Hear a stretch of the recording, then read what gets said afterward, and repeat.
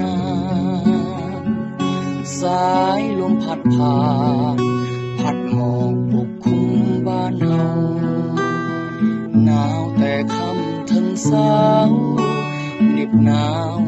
ทั้งกายยาบ้านอยู่อาศัยฝ่าไม้เฮ็ดด้วยไม้ไผ่หลังคาก็มุงด้วยใบน้ำใสด้วยใบหญ้าขาวขาดเพียงสิ่งเดียวก็คือขาดการศึกษาถ้าหากมีวาสนาลานนี้อยากเข้าโรงเรียนชีวิตบนดอยเป็นเด็กน้อยที่ด้อยโอกาสปรารถนาหวังเพียงมือได้ขีดเขียนขอบใจหลายๆหากกันช่วยสร้างห้องเรียน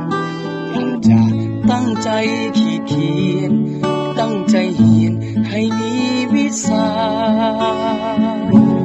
ความเหน็บหนา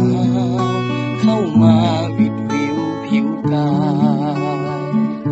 แต่ว่าหัวใจ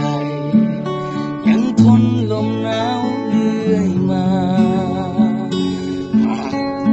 มีวันใดพวกหลานมีการศึกษา